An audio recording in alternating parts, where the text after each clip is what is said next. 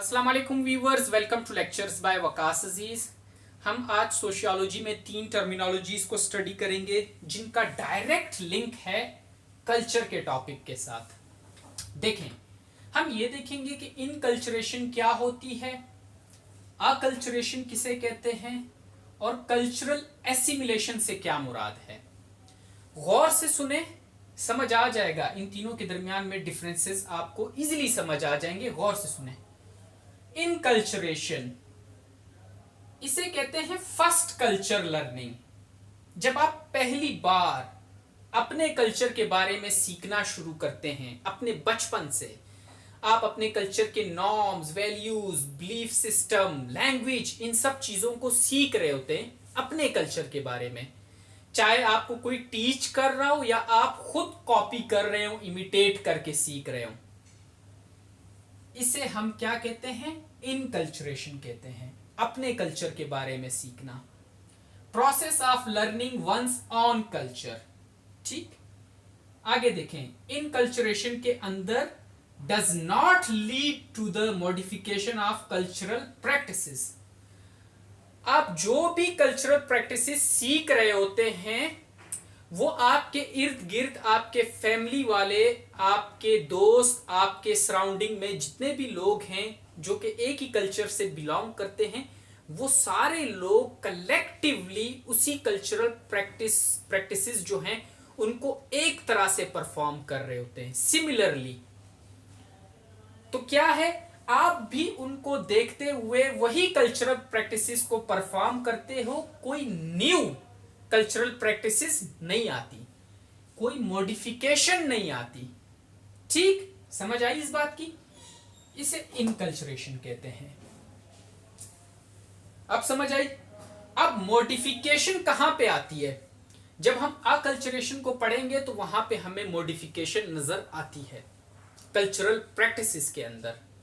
क्यों? इसलिए क्योंकि वहां पे एक डायरेक्ट कांटेक्ट हो जाता है किसी और कल्चर के साथ, इसलिए हमें मॉडिफिकेशन नजर आती है। यहां पे इनकल्चरेशन के अंदर कोई दूसरा कल्चर इन्वॉल्व ही नहीं है। मैं सिर्फ अपने कल्चर के बारे में सीख रहा हूं, उसी की कल्चरल प्रैक्टिसेस को सीख रहा हूं, तो मॉडिफिकेशन का कोई चांस ही नहीं। अब यहां तक समझ आई? This is inculturation. ये नीचे जो एग्जांपल लिखी है ये अकल्चरेशन की है, वहां पे स्पेस कम थी तो इसलिए मैंने यहां पे लिख दी। आए जरा अकल्चरेशन को। अकल्चरेशन कहते हैं second culture learning, process of learning about and adapting to a new culture.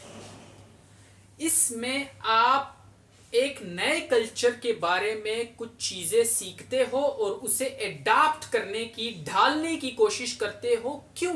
क्योंकि आपको उस सोसाइटी के अंदर, उस मेजॉरिटी कल्चर के अंदर जाके रहना होता है, सरवाइव करना होता है, एडजस्ट होना होता है। इसलिए आप उस कल्चर के जो प्रैक्टिसेस हैं, ट्रेड्स हैं, उनको एडाप्ट करते हो। मॉडिफिकेशन आती है।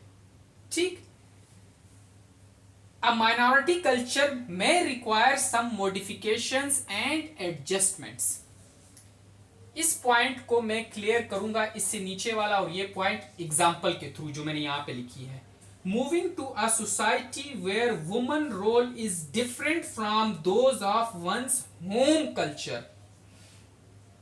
आप जिस भी कल्चर से बिलोंग करते हैं, आपने किसी एक सोसाइटी में मूव करना है, और जिस सोसाइटी में आप मूव कर रहे हो वहां पे वुमन का रोल डिफरेंट है। डिफरेंट इन द सेंस कि आपके जो कल्चर में, आपके जो कल्चर है वहां पे वुमन का जो रोल है उससे डिफरेंट है। ठीक, कैसे? एग्जांपल देखें। सपोज करें मैं हाई कल्चर से बिलोंग करता हूं, इलीट क्लास से बिलोंग करता हूं, मैं डिफेंस जैसे एरियाज में रहता हूं। हमारे यहाँ पे वुमन हर तरह का ड्रेस पहन सकती है, जीन्स, ट्राउजर्स, जो चाहे वो पहन सकती है, ड्राइव करती है, और बाहर आप जॉब के लिए जा सकती है। लेकिन अगर मैं अपनी फैमिली को लेके मूव कर रहा हूं किसी एक ट्रेडिशनल सोसाइटी के अंदर, और वहां पे वुमन सिर्फ अपने हाउस होल्ड एक्टिविटीज में इन्वॉल्व होती है, बाहर नहीं जाती, अगर जाना पड़े भी तो हिजाब में जाती है, और वहां पे वुमन की ड्रेस सिर्फ शलवार कमीज है, और वो कन्फाइंड है अपने घर तक। ठीक, तो अब अगर मैं अपनी फैमिली को लेके वहां पे मूव कर रहा हूं उस ट्रेडिशनल सोसाइटी के अंदर, तो वहां पे जो वुमन का रोल है वो उनके कल्चर का पार्ट है। तो मुझे उस वुमन के रोल को एडाप्ट करना पड़ेगा, अपनी फैमिली के अंदर वो चीज लानी पड़ेगी अगर मुझे सरवाइव करना है उस सोसाइटी के अंदर। समझ आई बात की? ठीक।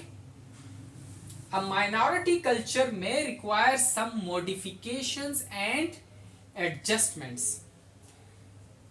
मैं अपनी फैमिली लेके गया ट्रेडिशनल सोसाइटी के अंदर, वहां पे जो लोग थे वो मेजॉरिटी कल्चर था, जाहिर बात है, और मैं एक फैमिली लेके गया अपनी, तो वहां पे मैं माइनॉरिटी बन गया। तो मुझे अगर वहां पे एडजस्ट होना होगा तो उस मेजॉरिटी कल्चर के जो जो ट्रेड्स हैं उनको मुझे एडाप्ट करना होगा। मैंने एक एग्जांपल दी वुमन की, कि वहां पे वुमन का रोल क्या है। सिर्फ ये नहीं बल्कि और भी बहुत सी ऐसी कल्चरल प्रैक्टिसेस होंगी जिसे मुझे एडाप्ट करना पड़ेगा, ढालना पड़ेगा, ताकि मैं उस सोसाइटी के अंदर सरवाइव कर सकूं। तो क्या होगा?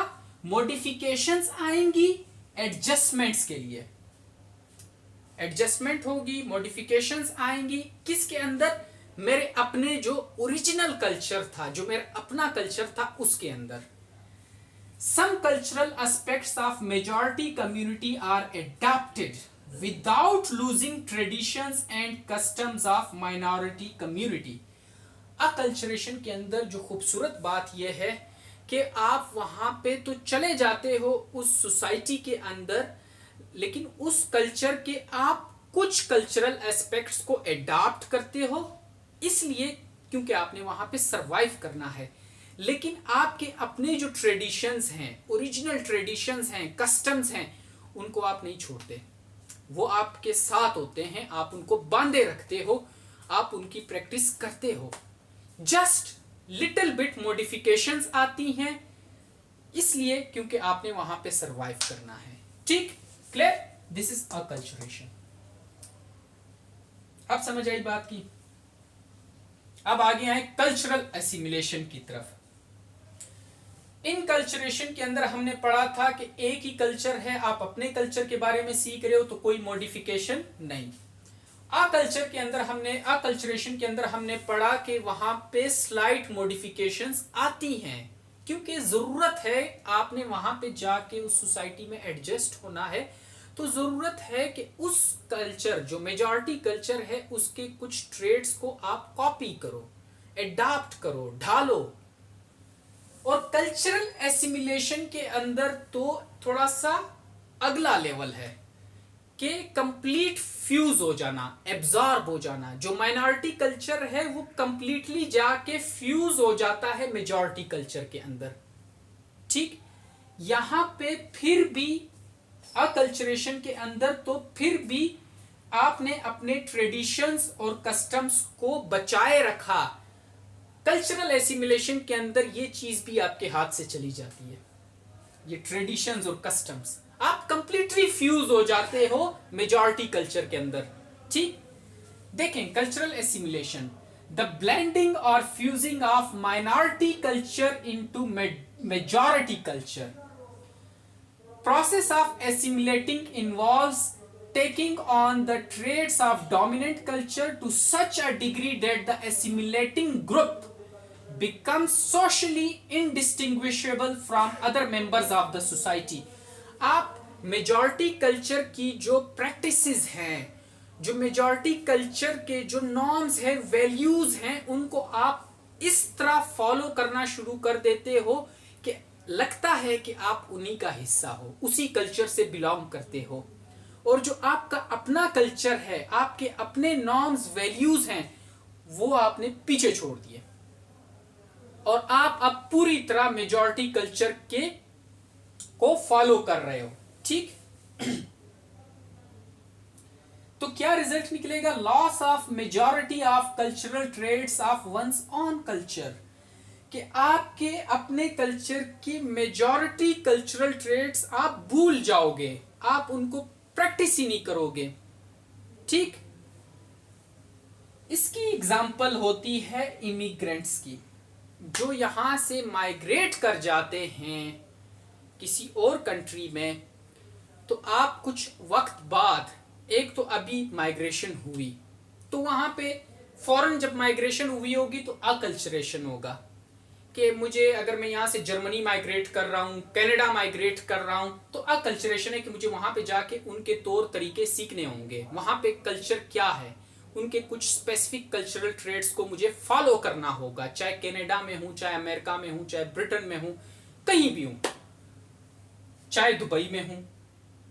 कुछ वक्त के बाद जब मेरे नस्ल बढ़ेगी, मेरे बच्चे होंगे, फिर उनके बच्चे होंगे, एक वक्त आएगा यही मेरे जो बच्चे वहाँ पे रह रहे हैं, जो इमिग्रेंट्स हैं जो वहाँ पे रह रहे हैं, वो अपने जो पाकिस्तानी कल्चर है, मुस्लिम कल्चर है, उसकी मेजॉरिटी कल्चरल एस्पेक्ट्स को भूल जाएंगे और फॉलो करने लग जाएंगे कनाडा का culture, American culture, German culture, उनको फॉलो करने लग जाएंगे। उनकी लैंग्वेज एक्सेंट, लैंग्वेज टोन भी वैसी हो जाएगी, उनके नॉर्म्स वैल्यूज भी वैसे हो जाएंगे और वो अपनी ट्रेडिशंस, कस्टम्स, इन सब को भूल जाएंगे। This is cultural assimilation. और ये आपने आजकल देखा हुआ है कि यहाँ से जो इमिग्रेंट्स गए हुए हैं वहाँ पे, अब उनके जब बच्चे हो गए हैं, उनके बच्चों को अपनी मदर टंग नहीं आती, उनको अपने जो ओरिजिनल, जिस कल्चर से उनके वालदेन बिलोंग करते हैं, उस कल्चर के नॉर्म्स वैल्यूज का उन्हें नहीं पता। लेकिन वो जिस सोसाइटी में, चाहे जर्मनी में, चाहे कनाडा में, चाहे दुबई में, जिस सोसाइटी में वो रह रहे हैं, उस मेजॉरिटी कल्चर की हर कल्चरल एस्पेक्ट के बारे में उन्हें पता है, लेकिन अपने आबा अजदाद का जो कल्चर था, ओरिजिनल कल्चर था, उसके बारे में कुछ नहीं पता। दिस इज कल्चरल एसिमिलेशन, कि पूरी तरह ब्लेंड हो जाना, ठीक, पूरी तरह फ्यूज हो जाना। आई होप कि आप लोगों को समझ आ गई होगी। यही 3 चीज़ें थी और बाकी लेक्चर्स भी इंशाल्लाह होते रहेंगे। ठीक, थैंक यू, अल्लाह हाफिज़।